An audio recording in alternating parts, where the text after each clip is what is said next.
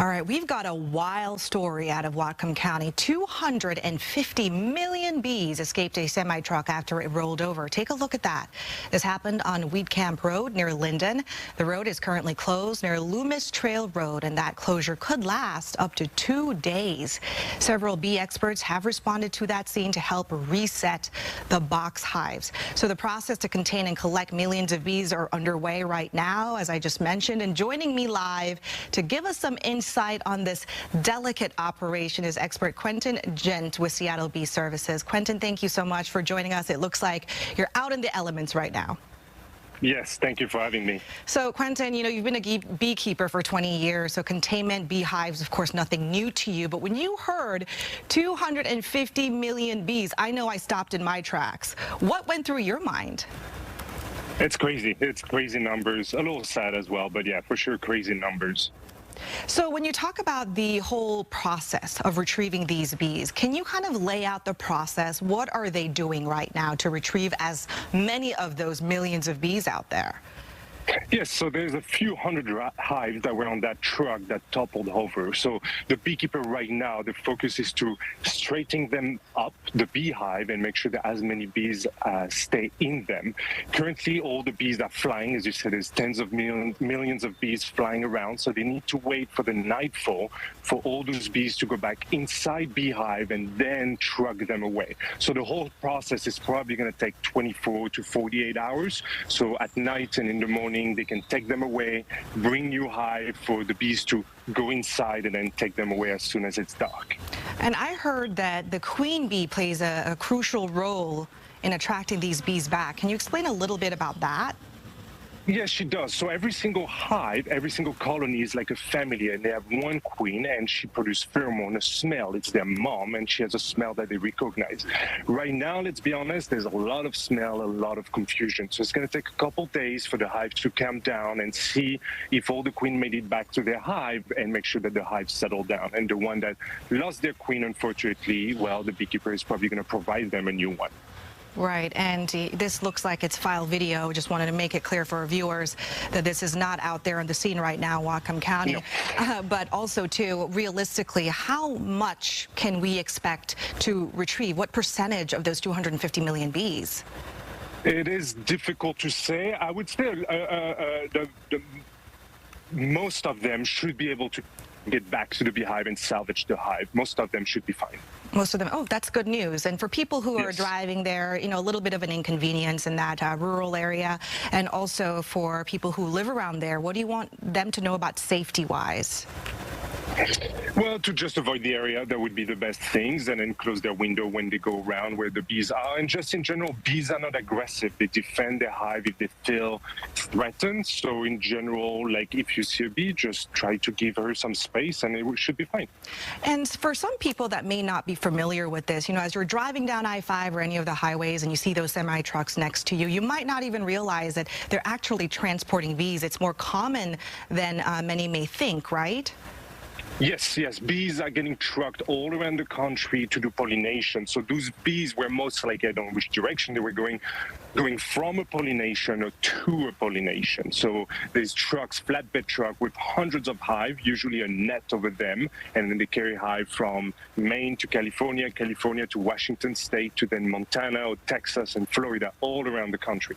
All right, Quentin Gent with Seattle Bee Services, thank you so much for your time. Thank you. And for those of you watching, we're going to have reporter Shira Matsuzawa on this story. She'll have more for you coming up later on the show. 2 people have died and more than 550 have been arrested across France after violence broke out during celebrations of Paris Saint-Germain's Champions League victory. A 17-year-old was stabbed to death in the town of Dax. In Paris, a moped rider was killed in a collision with a car. In Grenoble, a vehicle ploughed into fans, injuring 4.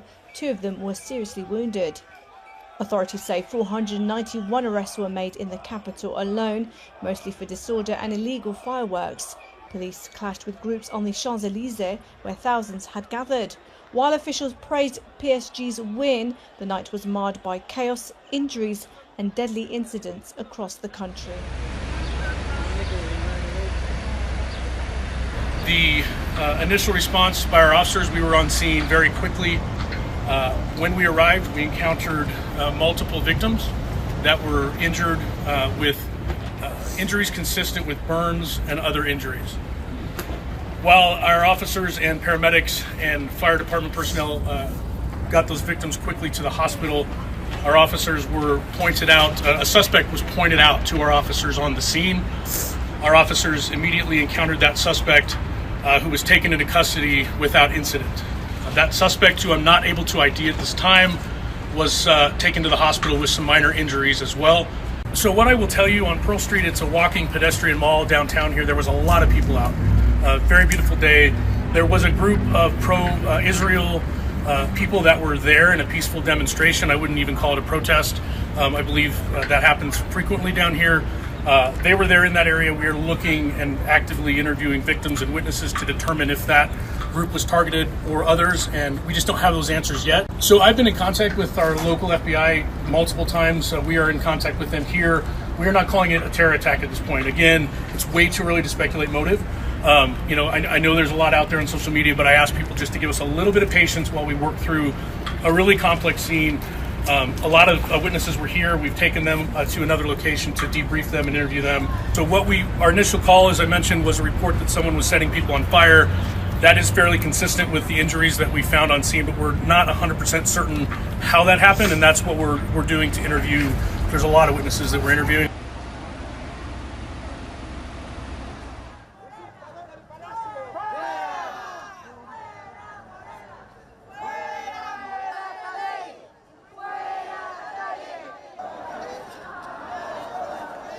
Espero que el pueblo mexicano despierte, que no se deje llevar por esta simulación, que desafortunadamente pues los programas sociales son usados para manipular a la gente, tener clientes electorales, y que realmente es importantísimo tener un poder judicial autónomo, porque si no lo hay, se vulneran las libertades. Gracias, Fernando. Con creces lo acontecido en la independencia. ¿Por qué vine? Porque no estoy de acuerdo en esta burla al pueblo de México, donde van a poner sus magistrados, o ya están puestos. Ya no va a ser el que vote la gente, porque yo no fui a votar ni iré a votar.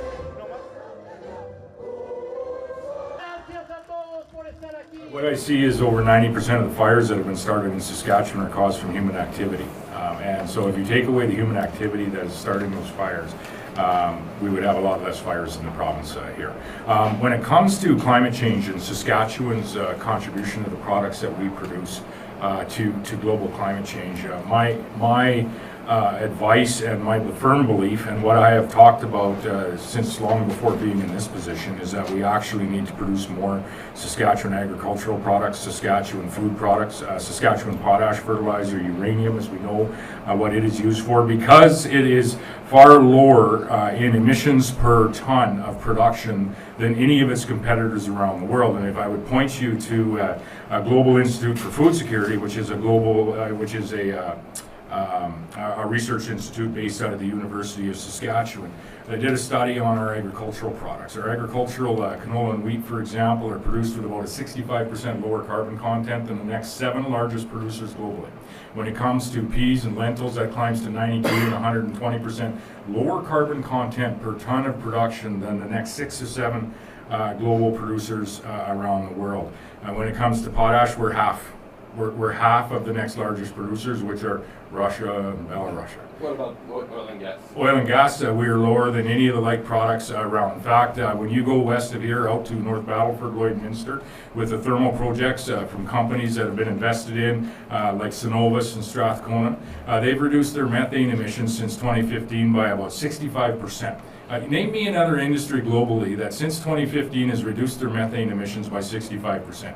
The Saskatchewan energy industry has. Down in in the Weyburn Midale oil field, we have a couple of companies down there that are operating on a net zero basis. Name me another oil company globally that is operating on a net zero oil or net zero carbon basis today. And so what I say when it comes to what is a global challenge, not Saskatchewan, Canadian, or even North American, if we want to reduce our carbon footprint, need to buy more of what we're producing here in Saskatchewan. You need to buy more of what we're producing in Canada. And so it would do the world a great service and global citizens a great service from an environmental and climate change perspective to ensure that we have that corridor port to port. And we're connecting the products produced in Canada to the Asian market and to the European market. And yes, that includes connecting a pipeline to the port so that we can not only increase the price per barrel of oil that we're getting in Western Canada, thereby benefiting all Canadians, but providing a much more sustainable product to the world than maybe some other areas of the world are. And when you look around,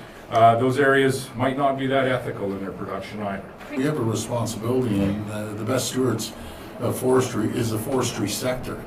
We have to make sure we're harvesting our trees, cleaning out the dry brush, because that's what starts us. You know, and from human error, maybe it's not error, sometimes it's on purpose, who knows, but often error, but not always. Yeah, but that's what we need to do, is have a strong forestry sector that's clearing the dry brush, having an opportunity to grow more trees, but we need to harvest it. And that's what happened. That was the problem up in California, by the way.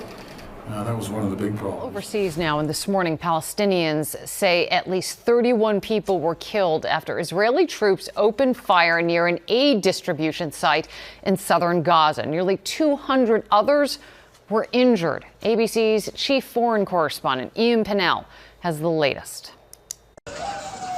This morning, more than 30 people killed trying to get food in Gaza, according to the Hamas-run health ministry. Ambulances packed with victims flooding into Nasser Hospital in Khan Yunis. The militants and eyewitnesses accusing Israeli forces of opening fire near a US-run food distribution centre. The IDF saying it's unaware of injuries caused by its troops, but it's reviewing what happened. The incident comes as prospects of a breakthrough ceasefire deal fade. The US Special Envoy to the Middle East slamming the latest proposal from Hamas as totally unacceptable. The group pushing back against a plan proposed by President Trump and backed by Israel. It would have seen a 60-day ceasefire as well as the release of some hostages. In exchange, Israel would withdraw its forces to a buffer zone, release some Palestinian prisoners and allow more aid to flow into the Strip. Hamas countering, saying it also wants guarantees that negotiations will lead to an end to the war and a withdrawal of Israeli forces. It also wants humanitarian aid to be handled by the UN. Israel launching nearly daily attacks since breaking the last ceasefire in mid-March, insisting it's targeting terrorist infrastructure, but a humanitarian crisis there growing deeper. In the south of the Strip, Nasser Medical Complex, overwhelmed with patients. I woke up to non-stop bombing and all I could think about is the number of patients that's going to bring through the door that we can't cope with here. Ian Pannell for Channel 7 Eyewitness News.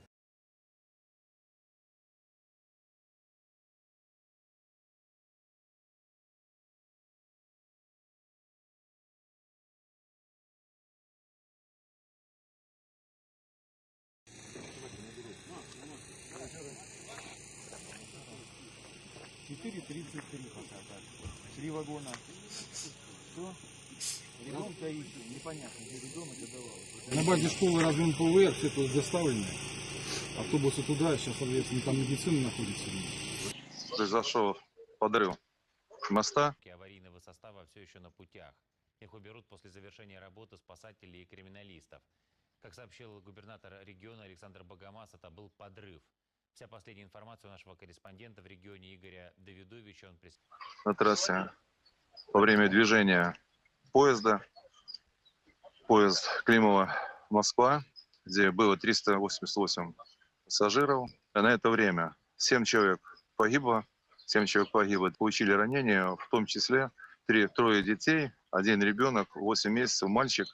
Он в тяжелом состоянии всего двое.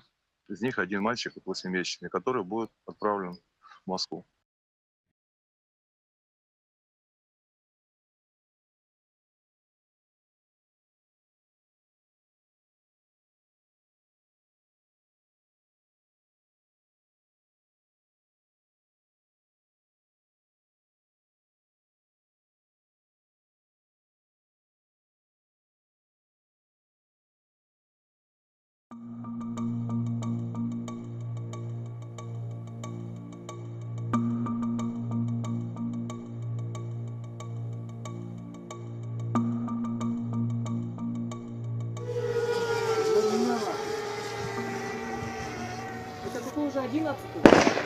11-й. Смотрите, что творится, я не знаю даже, что это сейчас взорвалось.